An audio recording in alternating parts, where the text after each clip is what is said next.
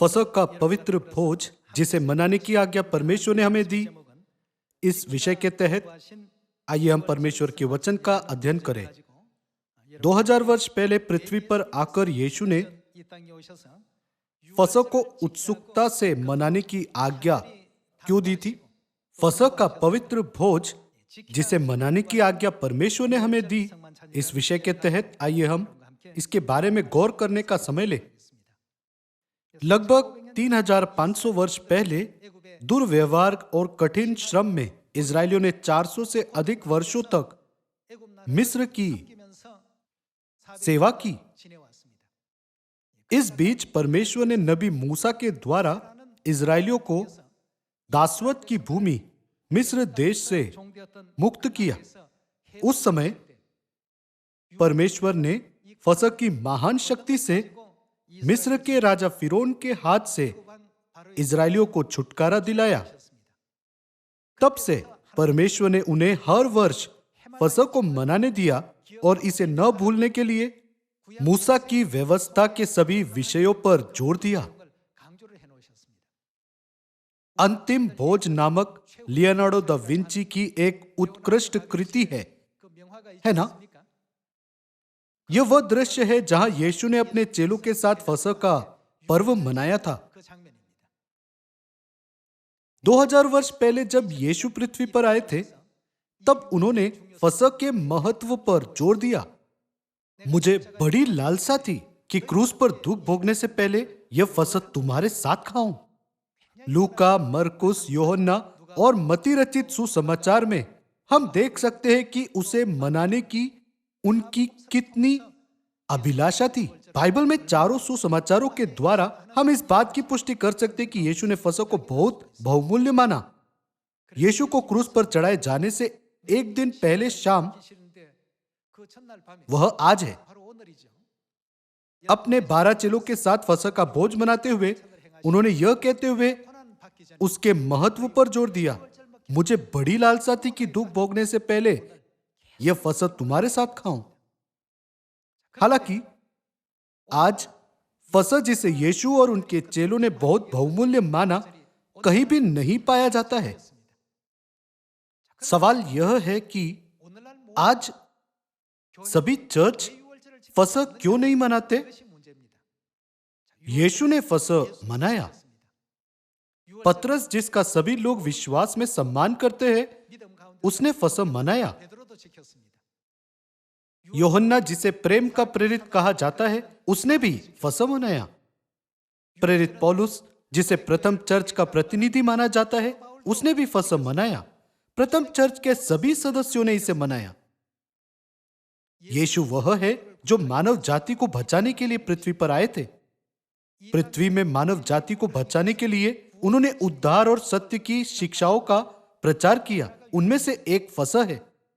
इसलिए फसह का हमारे उद्धार के साथ बहुत गहरा संबंध है। यदि कोई कहता है फसह को मनाए बिना मैं अनंत स्वर्ग के राज्य को प्राप्त कर सकता हूं, तो यह वाचा के लहू को, जिससे वह पवित्र ठहराया गया था, अपवित्र जानने का एक पाप है। नए नियम में इसका स्पष्ट उल्लेख है। ऐसे लोग दंड के लिए और न्याय के लिए पहले स्थान पर होंगे।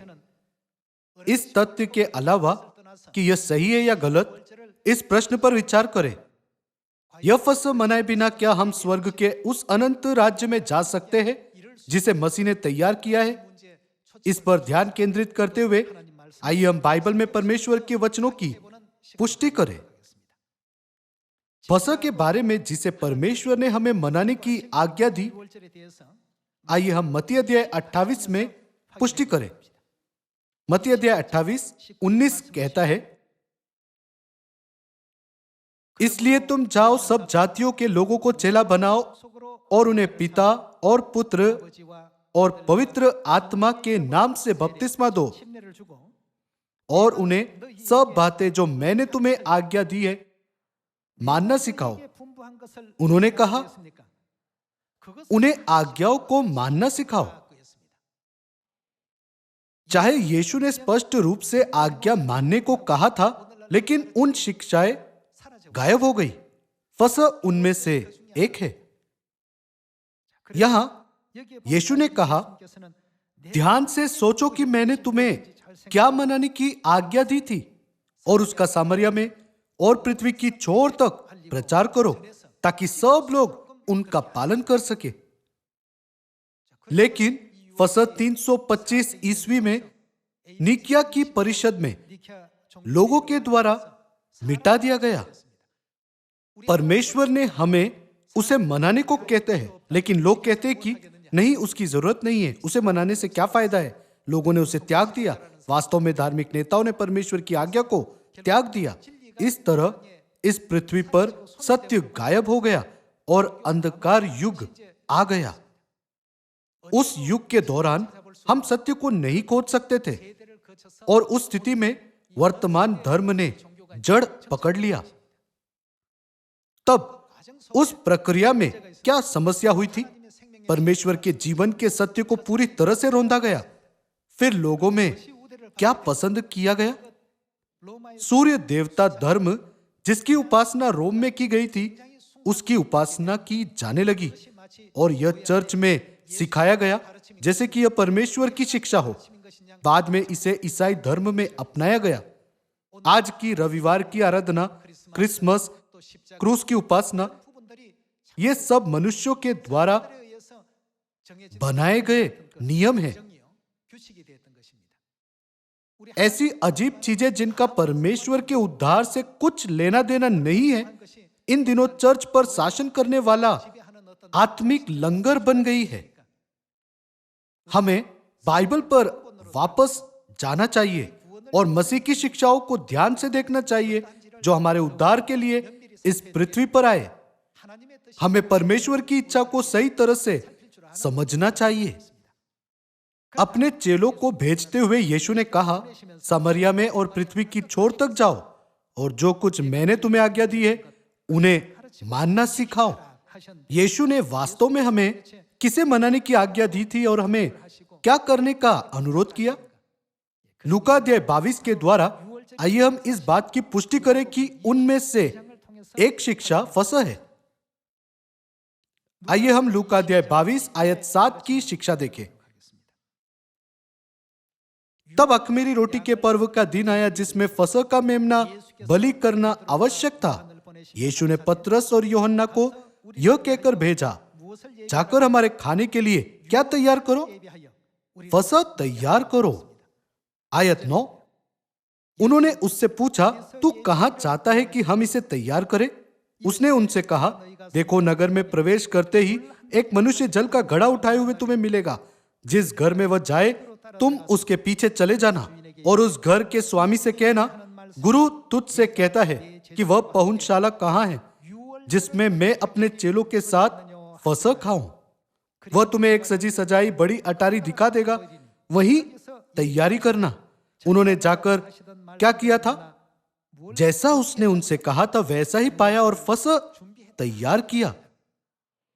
आयत 14, जब घड़ी आ पहुंची, फसह किसी भी समय पर नहीं मनाया जाता, लेकिन एक निश्चित दिन और निश्चित समय है। तो वह प्रेरितों के साथ भोजन करने बैठा, और उसने उनसे कहा, मुझे बड़ी लालसा थी कि दुख भोगने से पहले क्या खाऊं? यह फसह तुम्हारे साथ खाऊं। यीशु ने कहा, मुझे बड़ी लालसा थी। यह दिखाता है कि उन्होंने फसह मनाने पर जोर दिया। वह कह सकते थे, यह फसह खाने की मुझे लालसा थी, लेकिन फसह हमारे उद्धार से गहराई से जुड़ा हुआ है। इसलिए उन्होंने कहा, मुझे बड़ी लालसा थी कि यह फसह तुम्हारे साथ खाऊं। चूंकि फसह मनाए बिना कोई भी उद्धार नहीं पा सकता है, इसलिए क्रूस पर चढ़ाए जाने से एक दिन पहले शाम को उन्होंने फसह में बहुत गहरा अर्थ उत्कीर्ण करके फसह की विधि आयोजित की। आइए हम आयत 19 में इसका अर्थ देखें। आइए हम फसह मनाए जाने के दृश्य को देखना जारी रखे। आयत 19। फिर उसने रोटी ली और धन्यवाद करके तोड़ी और उनको यह कहते हुए दी, यह मेरी देह है। फसह के पवित्र भोज में उस रोटी को तोड़कर देते हुए जो तुम्हारे लिए दी जाती है, मेरे स्मरण के लिए यही क्या करे? किया करो। आयत 20। इसी रीति से उसने भोजन के बाद कटोरा भी, कटोरे में फसह का दाखमधु था, यह कहते हुए दिया, यह कटोरा मेरे उस लहू में जो किसके लिए? तुम्हारे लिए बहाया जाता है। यह क्या है? नई वाचा है। नई वाचा नामक इस अद्भुत वाचा की घोषणा करते हुए उन्होंने बार बार इस बात पर जोर दिया कि फसह मनाने की उनकी बड़ी इच्छा थी। यहां एक महत्वपूर्ण बात है जिस पर हमें ध्यान देना चाहिए। जैसे हमने लूका अध्याय 22 7 से 20 में पढ़ा है, फसह किसने मनाया? यीशु ने फसह मनाया। और किसने? पतरस ने उसे मनाया। और किसने? यूहन्ना ने उसे मनाया। यीशु मसीह, पतरस, यूहन्ना, वे अब कहां हैं? वे सभी स्वर्ग के राज्य में हैं। पर्व जो उन्होंने मनाया फसह था। यीशु ने उन्हें फसह देते हुए कहा, यह कटोरा मेरे उस लहू में जो तुम्हारे लिए बहाया जाता है, नई वाचा है। पतरस ने उसे मनाया। पतरस को ईसाई बहुत पसंद करते हैं। यूहन्ना प्रेम का प्रेरित है। 12 चेलों में से यूहन्ना के पास कई चीजें हैं जो हम सीख सकते हैं। तो फिर क्या केवल पतरस, यूहन्ना और यीशु मसीह ने फसह मनाया? आयत 11 दिखाता है कि 12 चेले उसमें शामिल हैं। उनके सभी प्रिय चेलों ने यीशु के साथ फसह मनाया। तो फिर प्रथम चर्च के सदस्यों के बारे में क्या? यीशु के क्रूस पर चढ़ाए जाने के बाद भी क्या लगातार फसह मनाया गया था? वहां प्रेरित पौलुस था जिसने यीशु के क्रूस पर चढ़ाए जाने के बाद सत्य में प्रवेश किया और सुसमाचार को सबसे शानदार ढंग से पूरा किया। क्या प्रेरित पौलुस ने फसह मनाया? उसने बार बार यह कहते हुए फसह पर जोर दिया, क्योंकि प्रभु ने मुझे यह मनाने की आज्ञा दी है। तो यह वास्तव में महत्वपूर्ण सत्य है।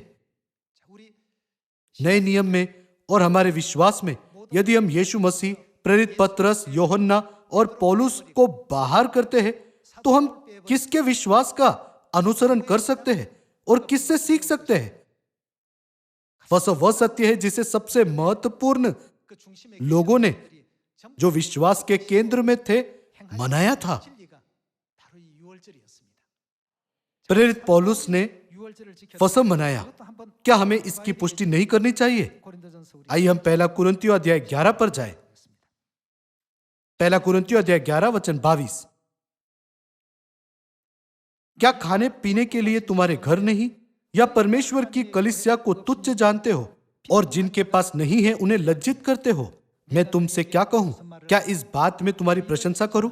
नहीं, मैं प्रशंसा नहीं करता, क्योंकि यह बात मुझे प्रभु से पहुंची और मैंने तुम्हें भी पहुंचा दी कि प्रभु यीशु ने जिस रात वो पकड़वाया गया, रोटी ली और धन्यवाद करके तोड़ी और कहा, यह मेरी देह है जो तुम्हारे लिए है, मेरे स्मरण के लिए यही किया करो। इसी रीति से उसने ब्यारी के पीछे कटोरा भी लिया और कहा, यह कटोरा मेरे लहू में नई वाचा है। जब कभी पियो तो मेरे स्मरण के लिए यही किया करो। यह वही है जो लूका अध्याय 22 7 से 20 में दिखाई देता है ना? प्रेरित पौलुस वह व्यक्ति है जिसने यीशु के क्रूस पर चढ़ाए जाने के बाद सत्य प्राप्त किया। प्रेरित पौलुस ने भी कहा, यह बात मुझे प्रभु से पहुंची और मैंने तुम्हें भी पहुंचा दी। और उसने उल्लेख किया कि यह नई वाचा का फसह है। वह इस दृश्य में फसह की रोटी और फसह के दाखमधु के बारे में बता रहा है। प्रेरित पौलुस ने फसह मनाया, पतरस ने भी उसे मनाया। यीशु और प्रेरित यूहन्ना ने भी फसह मनाया। यीशु के चेलों और प्रथम चर्च के सभी संतों ने फसह मनाया। क्या यह अजीब नहीं है कि आज के चर्च फसह नहीं मनाते? यीशु मानव जाति के लिए उद्धार के सत्य की घोषणा करने के लिए आए थे। उन्होंने यह जानते हुए भी कि वह अगले दिन क्रूस पर चढ़ाए जाने के संकट के कगार पर है, फिर भी उन्होंने अपने अंतिम दिन की शाम को यह कहते हुए कि मुझे बड़ी लालसा थी कि दुख भोगने से पहले यह फसह तुम्हारे साथ खाऊं, नई वाचा के फसह की घोषणा की। ऐसा क्यों था? फसह में परमेश्वर की बहुत ही महत्वपूर्ण वाचा शामिल है।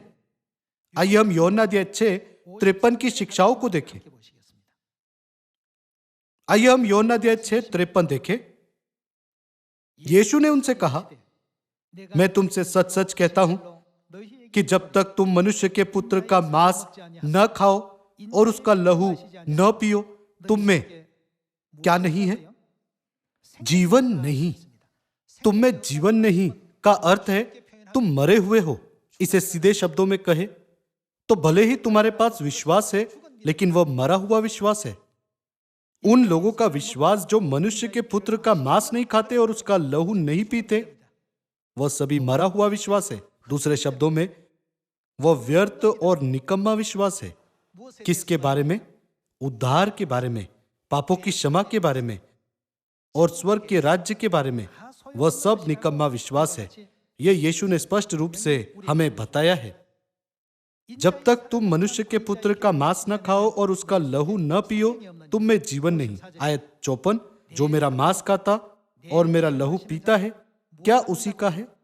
अनंत जीवन उसी का है और मैं उसे अंतिम दिन फिर जिला उठाऊंगा, क्योंकि मेरा मांस वास्तव में खाने की वस्तु है और मेरा लहू वास्तव में पीने की वस्तु है। जो मेरा मांस खाता और मेरा लहू पीता है, वह मुझ में स्थिर बना रहता है और मैं उसमें। यीशु ने नई वाचा के फसह में अपने पवित्र आत्मा को हम में रखने की एकमात्र दिशा और विधि को उत्कीर्ण किया। उन्होंने प्रतिज्ञा की है कि जो मेरा मांस खाता और मेरा लहू पीता है, वह मुझ में स्थिर बना रहता है और मैं उसमें।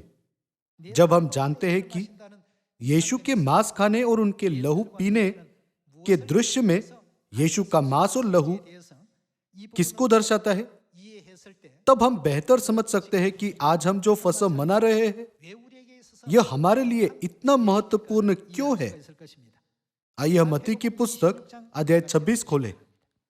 मत्ती अध्याय 26 वचन 17 कहता है, अख़मीरी रोटी के पर्व के पहले दिन चेले यीशु के पास आकर पूछने लगे, तू कहाँ चाहता है कि हम तेरे लिए फसह खाने की तैयारी करें? उसने कहा, नगर में अमुक व्यक्ति के पास जाकर उससे कहो, गुरु कहता है कि मेरा समय निकट है, मैं अपने चेलों के साथ तेरे यहां क्या मनाऊंगा? पर्व मनाऊंगा। अतः चेलों ने यीशु की आज्ञा मानी और फसह तैयार किया। यह स्पष्ट है कि यीशु ने उसे मनाया और यह भी स्पष्ट है कि उनके चेले पतरस और यूहन्ना ने भी उसे मनाया। सभी 12 चेलों ने भी उसे मनाया और प्रेरित पौलुस ने भी उसे मनाया। सत्य जिसे इन सब लोगों ने मनाया था वह फसह था। लूका अध्याय 22:7-20 और मत्ती अध्याय 26:17 के वचन फसह को मनाने का एक ही दृश्य दिखाते हैं, लेकिन मत्ती रचित सुसमाचार में हम अधिक विवरण देख सकते हैं। आइए हम आयत 26 देखें। जब वे खा रहे थे तो यीशु ने रोटी ली। रोटी जो उन्होंने ली वह फसह की रोटी को दर्शाता है। यीशु ने रोटी ली और आशीष मांगकर तोड़ी और चेलों को देकर कहा, लो खाओ, यह क्या है? यह मेरी देह है। यूहन्ना अध्याय 6:54 में परमेश्वर का वादा, जो मेरा मांस खाता और मेरा लहू पीता है, अनंत जीवन उसी का है और मैं उसे अंतिम दिन फिर जिला उठाऊंगा। फसह के सत्य में शामिल है। फिर उसने कटोरा इस कटोरे में क्या है? इसमें फसह का दाखमधु था। लेकर धन्यवाद किया और उन्हें देकर कहा, तुम सब इसमें से पियो। फसह के दाखमधु का क्या अर्थ है? आयत 28 हमें इसका जवाब देता है, क्योंकि यह यानी फसह का दाखमधु क्या है? वाचा का मेरा वह लहू है जो बहुतों के लिए पापों की क्षमा के निमित्त बहाया जाता है। जब हम यूहन्ना अध्याय 6 के वचनों को और मत्ती अध्याय 26 के वचनों को एक साथ रखते हैं, यीशु ने यह वादा किया है, जब तक तुम मनुष्य के पुत्र का मांस ना खाओ और उसका लहू ना पियो, तुम में जीवन नहीं। जो मेरा मांस खाता और मेरा लहू पीता है, अनंत जीवन उसी का है, और मैं उसे अंतिम दिन फिर जिला उठाऊंगा। वह सत्य क्या है जो हमें अंतिम दिन जिला उठा सकता है? वह फसह है। क्योंकि परमेश्वर ने फसह को एकमात्र सत्य के रूप में स्थापित किया, जिसके द्वारा हम यीशु का मांस और लहू खा और पी सकते हैं। इसलिए उन्होंने कहा, यह फसह तुम्हारे लिए है ना? उन्होंने यह कहकर कि यह वाचा का मेरा वह लहू है जो बहुतों के लिए पापों की क्षमा के निमित्त बहाया जाता है, स्पष्ट किया कि यह तुम्हारे लिए है। पर्व जिसका यीशु ने लूका अध्याय 22 में उल्लेख किया, फसह है। जीवन के इस फसह को 300 से अधिक वर्षों के लिए यीशु की इच्छा के अनुसार अच्छी तरह से मनाया गया था। रोमन सम्राट कॉन्स्टेंटाइन ने ईसाइयों का समर्थन करने वाली नीतियों को अंजाम दिया, लेकिन तब वास्तव में उसने सूर्य देवता धर्म के कई सिद्धांतों को उनमें बोया। आज रविवार की आराधना सूर्य देवता धर्म के प्रतिनिधि सिद्धांतों में से एक है, और क्रिसमस सूर्य देवता के जन्मदिन से शुरू हुआ है। सूर्य देवता का जन्मदिन, जिसका यीशु के जन्म की तारीख से कोई लेना देना नहीं है, आज के चर्चों में बोया गया था, और इस तरह के सिद्धांत वाले कई चर्चों को सरकार द्वारा समर्थन दिया गया था। क्योंकि रोमन सम्राट ने ईसाइयों का उनके अनुकूल नीतियों के साथ समर्थन किया, जैसे कि चर्च की इमारतों का निर्माण, उन्हें सेना में भर्ती होने की छूट का अधिकार देना और उन्हें करों से छूट देना। इस तरह एक ईसाई संरचना जो रोमन सम्राट की आंखों से बाहर नहीं निकल सकती थी, बनाई गई थी। वह अंधकार युग तक जारी रहा और आज के दिन तक लागू होता है। लेकिन जो लोग स्वर्ग के लिए उद्धार और आशा की खोज करते हैं, उन्हें मनुष्यों के नियमों का पालन कभी नहीं करना चाहिए जो ऐसे लोगों द्वारा बदले गए हैं। प्रेरितों ने रविवार की आराधना कभी नहीं मनाई। प्रेरितों ने क्रिसमस कभी नहीं मनाया। प्रेरितों ने क्रूस की उपासना कभी नहीं की। यदि हम यीशु पर विश्वास करते हैं तो हमें यीशु की शिक्षाओं पर ध्यान देने की आवश्यकता है, और हमें प्रेरितों के सभी विश्वास योग्य जीवन में दिलचस्पी लेनी चाहिए जिन्होंने यीशु की इच्छा का पालन किया। ये चीजें यीशु के समय में नहीं पाई गई थी, लेकिन यीशु के स्वर्ग जाने के लगभग 300 साल बाद चर्च धर्मनिरपेक्ष और भ्रष्ट होने लगे और वे आज की तरह बन गए हैं। फिर आज हमें उन चर्चों का पालन करना चाहिए जो अंधकार के युग से गुजरने के बाद परमेश्वर की इच्छा के विरुद्ध कार्य करते हैं? बिल्कुल नहीं। हम उद्धार पाना और स्वर्ग जाना चाहते हैं, है ना? तो हमें उन शिक्षाओं का पूरी तरह पालन करना चाहिए जिनका मसीह ने मानव जाति को बचाने के लिए इस पृथ्वी पर आकर प्रचार किया था। चर्च जो उन शिक्षाओं का पालन करता है, वही सच्चा चर्च है। आज बहुत से चर्च विधर्म और सच्चे चर्च के बारे में वाद विवाद करते हैं। सच्चे चर्च और विधर्म में भेद करने की मुख्य बात क्या है? चर्च जिसके पास यीशु मसीह की शिक्षाएं हैं, वह सच्चा चर्च है। चर्च जो उनकी शिक्षाओं से दूर रहते हैं, वे विधर्मी चर्च है।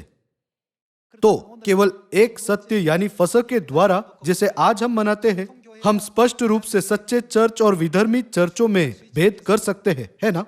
दूसरे शब्दों में, लोग जो फसह मनाते हैं उनमें क्या है? अनंत जीवन है। लोग जो फसह नहीं मनाते उनमें जीवन नहीं है। जब तक तुम मनुष्य के पुत्र का मांस ना खाओ और उसका लहू ना पियो, तुम में क्या नहीं है? जीवन नहीं। यह परमेश्वर का न्याय, परमेश्वर का निर्णय और परमेश्वर का निष्कर्ष है। मैं अनंत जीवन की आशीष उन लोगों को दूंगा जो फसह के द्वारा मेरा मांस खाते और मेरा लहू पीते हैं। यही परमेश्वर की इच्छा है। हमें बाइबल की शिक्षाओं के द्वारा इस तथ्य को स्वीकार करना और समझना चाहिए। परमेश्वर ने हमें अनंत जीवन और पापों की क्षमा देने के लिए फसह मनाने को कहा, ताकि हम स्वर्ग के राज्य में जा सके। जब यीशु ने फसह की रोटी और दाखमधु के बारे में बताया, उन्होंने फसह की रोटी को मेरी देह कहा और उस कटोरे को जिसमें फसह का दाखमधु था देते हुए कहा, यह वाचा का मेरा वह लहू है जो बहुतों के लिए पापों की क्षमा के निमित्त बहाया जाता है। उनके इस तरह सिखाने का स्पष्ट कारण होता है। भाइयों और बहनों, हम आज यीशु मसीह के मांस और लहू में भाग लेने के लिए इस फसह पर इकट्ठे हुए हैं। तब मसीह के मांस और लहू में भाग लेने का क्या मतलब है? जब यीशु ने अपने चेलों को प्रभु की प्रार्थना के बारे में सिखाया, तो उन्होंने क्या कहा कि स्वर्ग में कौन है? उन्होंने उन्हें सिखाया कि स्वर्ग में हमारे पिता है। एक पिता और उसकी संतानों के बीच एक संबंध बनाने के लिए आपको किसकी आवश्यकता है? संतानों में उनके माता पिता का मांस और लहू होना चाहिए, ताकि वे अपने माता पिता के बेटे और बेटियां कहलाए जा सके, है ना? यदि कोई परमेश्वर के मांस और लहू के बिना कहता है, मैं परमेश्वर की संतान हूं, मैं एक स्वर्गीय संतान हूं, तो मैं स्वर्ग जा सकता हूं, तो यह केवल उसका बनाया हुआ एक सिद्धांत हो सकता है। वह व्यक्ति परमेश्वर द्वारा प्रतिज्ञा की गई वाचा के दायरे में नहीं आ सकता। क्या मैं सही हूं? ऐसी स्थिति के साथ हम उद्धार, स्वर्ग या अनंत जीवन तक नहीं पहुंच सकते। परमेश्वर ने हमें फसह नामक जीवन का यह सत्य दिया है। वह सत्य या पर्व क्या है जिसे परमेश्वर ने अपनी संतानों में परमेश्वर का पवित्र मांस और लहू बोने के लिए स्थापित किया है? वह फसह का पर्व है। इसलिए यद्यपि वह अगले दिन क्रूस पर चढ़ाए जाने वाले थे, 2000 साल पहले आज रात वो क्या कर रहे थे? वह यह कहते हुए कि मुझे बड़ी लालसा थी कि दुख भोगने से पहले यह फसह तुम्हारे साथ खाऊं, अपने चेलों को फसह का सही अर्थ सिखा रहे थे। तुम्हें इसे मनाना चाहिए और इसे अभ्यास में लाना चाहिए। इसलिए पहला कुरिन्थियों के अध्याय 11 में प्रेरित पौलुस ने कहा कि क्योंकि यह बात मुझे प्रभु से पहुंची और मैंने तुम्हें भी पहुंचा दी कि प्रभु यीशु ने जिस रात वो पकड़ाया गया रोटी ली और धन्यवाद करके तोड़ी और कहा, यह मेरी देह है जो तुम्हारे लिए है। इसी रीति से उसने कटोरा भी लिया और कहा, यह कटोरा मेरे लहू में नई वाचा है जो बहुतों के लिए पापों की क्षमा के निमित्त बहाया जाता है। यीशु ने जो कहा उसका प्रेरित पौलुस ने यूरोप के दूर क्षेत्रों में भी जाकर प्रचार किया, जैसा कि हमने पहला कुरिन्थियों अध्याय 11, 22, 23 और 24 में देखा है। क्यों प्रेरित पौलुस ने कई क्षेत्रों की यात्रा करते हुए फसह का प्रचार किया? क्यों पतरस और यूहन्ना ने यीशु की आज्ञा के अनुसार फसह की तैयारी की? फसह की शाम को यीशु जो अगले दिन क्रूस पर चढ़ाए जाने वाले थे, उन्होंने कहा, मुझे बड़ी लालसा थी कि यह फसह तुम्हारे साथ खाऊं। उन्होंने उन्हें रोटी देते हुए उसका अर्थ क्यों समझाया? दाखमधु देते हुए उसका अर्थ क्यों सिखाया? उन्होंने उत्सुकता से कहा, यह मेरा मांस है, यह मेरा लहू है, तुम में मेरा मांस और लहू है। इसका कारण क्या है? परमेश्वर ने कहा, फसह की रोटी और दाखमधु खाने और पीने से तुम मेरे बेटे और बेटियां बनोगे।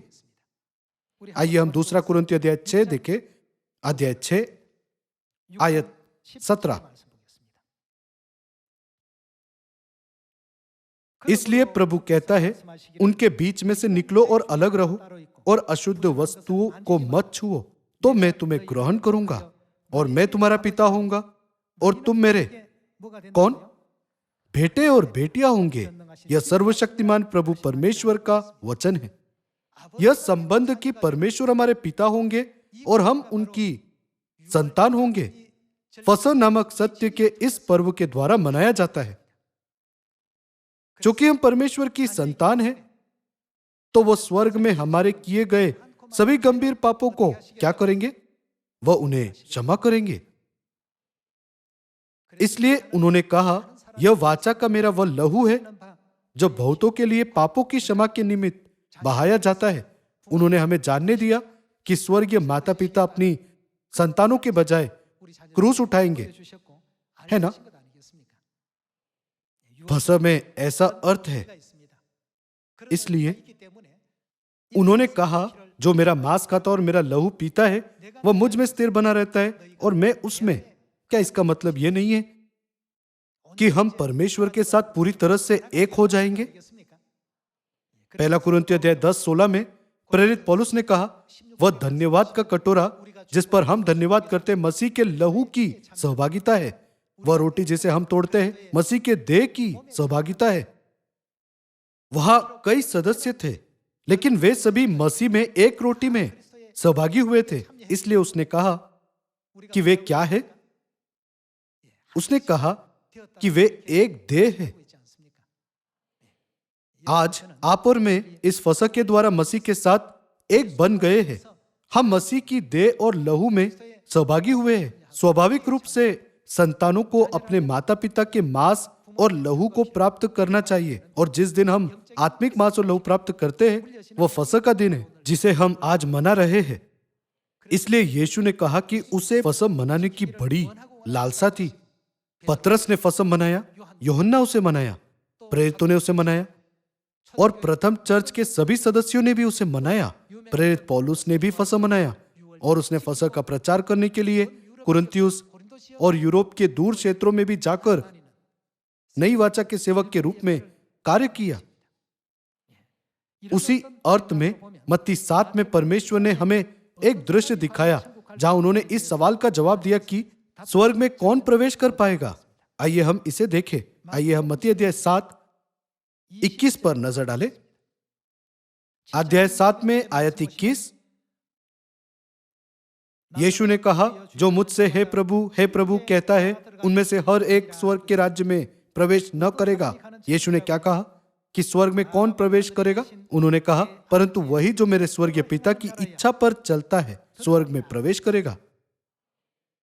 तब पिता की इच्छा क्या है? क्या वह फसह मनाना है या फसह नहीं मनाना है? इसलिए परमेश्वर ने 3500 वर्ष पहले मूसा के समय से लोगों को फसह के बारे में शिक्षित किया है। जब यीशु इस पृथ्वी पर आए तो उन्होंने एक बार फिर फसह के महत्व पर जोर दिया। तब आज के चर्च फसह क्यों नहीं मनाते? पूरी दुनिया के चर्च एक महान आत्मिक संकट में है। वे नहीं समझते कि उद्धार क्या है और अनंत जीवन का मार्ग क्या है, और वे पवित्र पर्व फसह को जिसे हम आज मना रहे हैं किसी अन्य दिन की तरह सिर्फ साधारण दिन मानते हैं। हालांकि दुनिया भर में सियोन के हमारे सभी सदस्य आज पिता और माता की इच्छा के अनुसार और बाइबल की सभी भविष्यवाणियों और शिक्षाओं के अनुसार फसह को एक साथ पवित्र मना रहे हैं।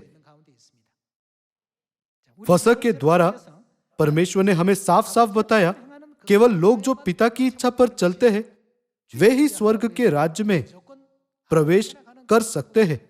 स्वर्ग ऐसी जगह नहीं है जहां हर कोई मुझसे हे प्रभु कहने के द्वारा प्रवेश कर सकता है। परमेश्वर के हमें फसह देने में दूसरा कारण है। पृथ्वी पर पैदा हुए सभी लोग आदम के वंशज हैं।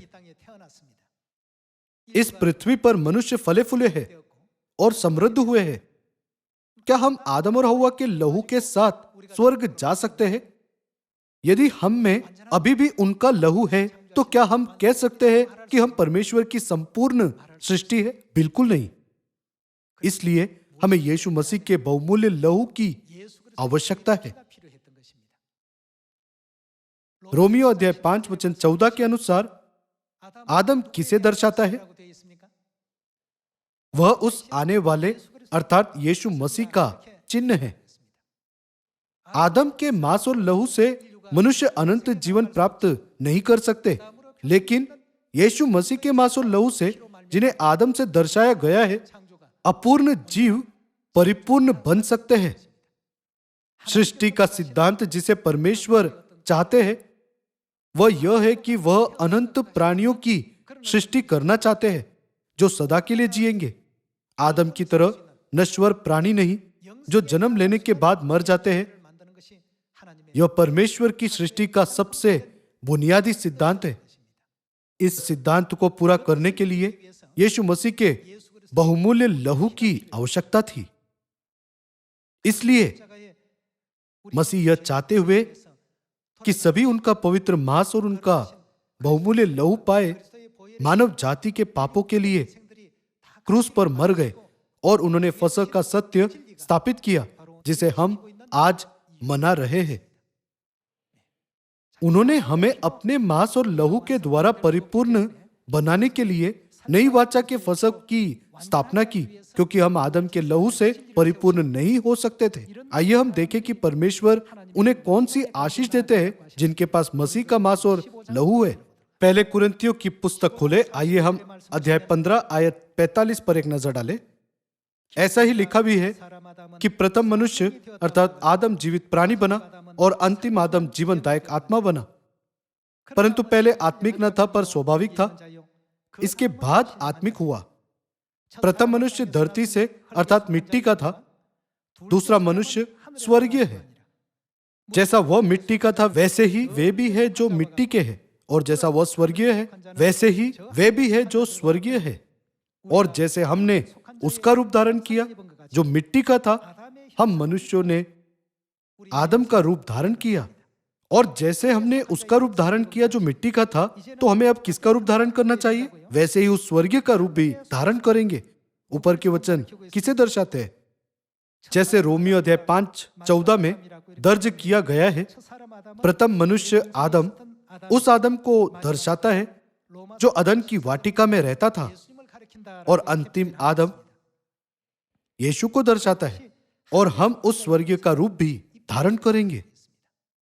हमें उस स्वर्गीय मसीह के रूप के सदृश होने के लिए किसकी जरूरत है? हमें मसीह के मांस और लहू की जरूरत है। सिर्फ जब हम उनका मांस और लहू प्राप्त करते हैं तभी हम परमेश्वर को पिता कह सकते हैं। परमेश्वर उन लोगों को क्या देते हैं जिनके पास उनका मांस और लहू है? उद्धार। आइए हम उद्धार के बारे में आयत 50 पर जाए। है भाइयों, मैं यह कहता हूं कि मांस और लहू परमेश्वर के राज्य के अधिकारी नहीं हो सकते और ना नाशवान अविनाशी का अधिकारी हो सकता है। देखो, मैं तुमसे भेद की बात कहता हूं, हम सब नहीं सोएंगे परंतु सब बदल जाएंगे, और ये क्षण भर में पलक मारते ही अंतिम तुरी फूंकते ही होगा। आइए हम देखें कि हम कैसे बदल जाएंगे। आयत 52, क्योंकि तुरी फूंकी जाएगी और मुर्दे अविनाशी दशा में उठाए जाएंगे और हम बदल जाएंगे। क्योंकि अवश्य है कि यह नाशवान देह अविनाश को पहन ले और यह मरणहार देह किसे? अमरता को पहन ले। अमरता का मतलब क्या है? इसका मतलब हमारे पास अनंत जीवन है। किसके द्वारा परमेश्वर ने हमें अनंत जीवन की प्रतिज्ञा दी है? उन्होंने फसह के द्वारा हमें अनंत जीवन की प्रतिज्ञा दी है ना? मरणहार देह अमरता को पहन ले। आयत 54, और जब यह नाशवान अविनाश को पहन लेगा और यह मरणहार अमरता को पहन लेगा, तब वह वचन जो लिखा है पूरा हो जाएगा, जय ने मृत्यु को निगल लिया। हे मृत्यु, तेरी जय कहां रही? हे मृत्यु, तेरा डंक कहां रहा? मृत्यु का डंक पाप है और पाप का बल व्यवस्था है, परंतु परमेश्वर का धन्यवाद हो जो हमारे प्रभु यीशु मसीह के द्वारा हमें जयवंत करता है। इसलिए हे मेरे प्रिय भाइयों, दृढ़ और अटल रहो और प्रभु के कामों में सर्वदा बढ़ते जाओ, क्योंकि यह जानते हो कि तुम्हारा परिश्रम प्रभु में व्यर्थ नहीं है। आज फसह मनाने के लिए हमारे पास ढेरों वजह है, और अंतिम कारण जिससे हम इसे मना रहे हैं वह बचाए जाना और स्वर्ग के राज्य में जाना है ना? इन सभी बातों को ध्यान में रखते हुए आइए हमें नई वाचा का फसह देने के लिए एलोहिम परमेश्वर को अनंत महिमा और प्रशंसा दे।